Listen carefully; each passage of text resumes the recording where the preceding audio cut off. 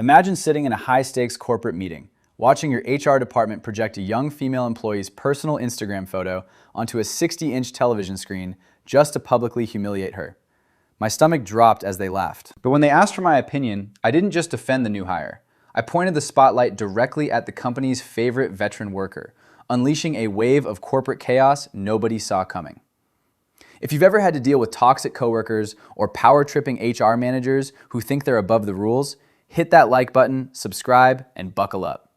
This is easily one of the most satisfying office justice stories you'll hear today. Let's talk about Susan. If you've worked in a corporate office long enough, you know a Susan. She's the self-proclaimed veteran who has been with the company for over a decade, using her seniority like a club to beat down anyone who dares to innovate, streamline, or simply exist while being younger than 40. When I first joined the team at our office in Canada, Susan put on a fantastic show. She gave me the warm, maternal welcome, brought in homemade cookies, and offered to show me the ropes. Naturally, early on in my tenure, we exchanged social media handles. Back then, it seemed harmless. But as the months wore on, her cheerful exterior cracked, revealing an incredibly bitter, difficult, and frankly nasty individual. Susan hated young people. She resented their energy, despised their adaptability to new technology, and constantly made passive-aggressive comments during shift handovers. Must be nice to get promoted so quickly, she'd snicker under her breath whenever a junior staff member earned recognition. Back in my day, we actually had to earn our keep. When I was promoted to assistant manager, her subtle disdain mutated into overt hostility. She stopped making eye contact in the hallways. She ignored my emails until senior leadership was CC'd. She'd sigh loudly during my presentations, deliberately tapping her pen against her desk to disrupt my rhythm. My heart would hammer in my chest every time I had to walk past her cubicle, the thick air of her resentment practically suffocating me. But she was decent enough at her core day-to-day duties, so management turned a blind eye to her toxic behavior. The breaking point didn't happen at my desk. It happened in the main executive conference room. I was invited to a manager's alignment meeting alongside our senior district manager and our HR director, Brenda. Brenda was an older woman, remarkably similar to Susan in temperament. Rigid, incredibly difficult to reason with, and fiercely protective of her inner circle.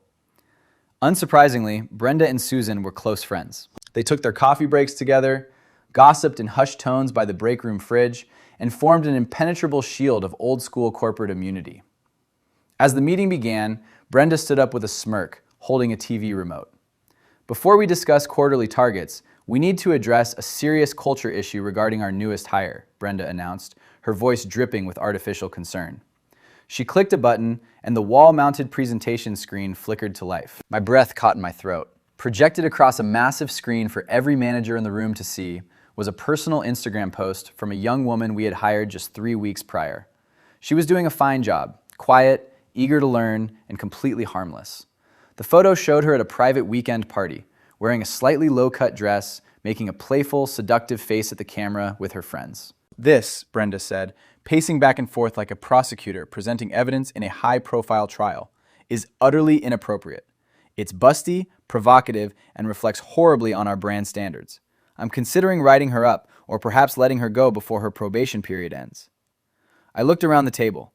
A few junior line managers lowered their heads, clearly uncomfortable but too terrified to speak up against HR. The humiliation was palpable, even in the candidate's absence. The thought of this young girl coming into work, completely unaware that a room full of superiors was currently picking apart her personal appearance on a high-definition screen, made my skin crawl. It was cruel. It was predatory. And above all, it was a massive violation of boundaries. Brenda turned to me, arms crossed, expecting a nodding nod of approval. Assistant manager, you work closely with the new hires. Care to share your thoughts? A hot rush of adrenaline surged from my stomach straight to my face. I could feel my pulse throbbing in my temples. I knew that speaking out could jeopardize my standing with Brenda, but watching a defenseless employee get publicly crucified over a harmless private weekend photo was where I drew the line. I took a slow, deliberate breath, cleared my throat, and looked Brenda dead in the eye. Honestly, Brenda, I think this is ridiculous, I said, my voice echoing in the silent room. Brenda's eyebrows shot up. Excuse me? First of all, I continued, gathering strength with every word, HR should stay out of employees' personal social media accounts. There is absolutely zero mention in our company handbook or corporate policy regarding dress code expectations for personal weekend photos. She's doing her job, she's performing well, and her personal life on her private time is entirely her business. Brenda's face flushed a deep, angry crimson. She stepped toward the screen. We have a standard of morality to uphold. If we're suddenly reviewing employees' social media to uphold standards, I interrupted smoothly, then we need to apply that logic universally. If we are judging staff based on what they post online, I suggest you open up Instagram right now and take a look at Susan's public profile. The room went dead silent. You could have heard a pin drop. Brenda blinked, momentarily stunned. Susan? Susan has been with this company for over a decade. Her record is spotless. Her work record might be fine, I replied calmly, but her public social media reposts are a completely different story. And if we're going to threaten a new hire's livelihood over a party dress, we should probably look at what an established veteran is broadcasting to the world under our company's name. The senior district manager, who had been sitting quietly at the head of the table, suddenly leaned forward. He wasn't a fan of HR overreach, and his interest was thoroughly piqued. Pull it up, Brenda, he ordered quietly. Brenda's hands visibly trembled as she navigated the web browser on the presentation screen. She tried to hesitate, typing slowly, but the senior manager gestured for her to hurry. Within seconds, Susan's public profile was displayed across the massive TV screen. What followed was complete and utter silence. Living in Canada, our company prides itself on having a diverse, multicultural workforce. Susan's reposts, however, told a very different story. Her feed was flooded with aggressive, deeply xenophobic content, specifically targeting Indian immigrants, ranting about how certain people are ruining the country, and sharing extreme, hateful propaganda. I vote conservative myself, but what was on that screen went far beyond political leanings. It was outright, undeniable, vile bigotry. Brenda tried to quickly minimize the tab. Well, these are just personal political opinions. No, Brenda, the senior manager cut in, his tone dropping an octave. That is hate speech on an account that lists her full name and workplace. I leaned back in my chair, folding my arms.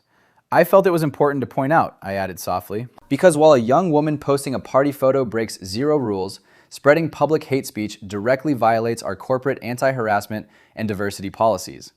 So if we're handing out disciplinary actions today, where are we starting?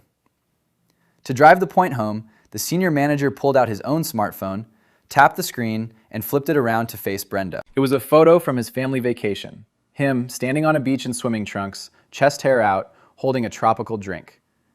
Here, Brenda, the senior manager said with a cold, sarcastic smile. My chest is exposed, and I look pretty relaxed. Do you want to schedule an HR meeting to discuss firing me too? Brenda looked like she had just swallowed broken glass. Her authority had completely evaporated in front of every manager in the department. The meeting was abruptly adjourned, but the fallout was immediate. Because I raised the issue publicly in front of executive leadership, the senior manager personally mandated a formal HR audit into Susan's online activity. The irony? Brenda, as the HR director, was forced to conduct the formal investigation into her own best friend to cover her own skin. Over the next few days, the tension in the office was electric. Susan was called into the executive suite twice. The woman who used to walk around the office with her nose in the air, terrorizing junior staff and flexing her tenure, was suddenly spotted sitting in her cubicle, pale, tight-lipped, and visibly panicked. While the investigation wrapped up, the new hire kept her job without a single warning on her file, entirely unaware of the boardroom battle that had taken place on her behalf. Watching Susan realize that her years of untouchable immunity had been dismantled in a single 15-minute meeting was the sweetest validation I could have ever asked for.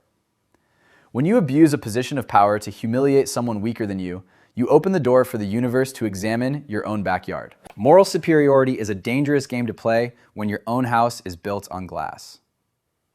If you enjoyed seeing a workplace bully get a reality check, smash that like button and drop a comment below.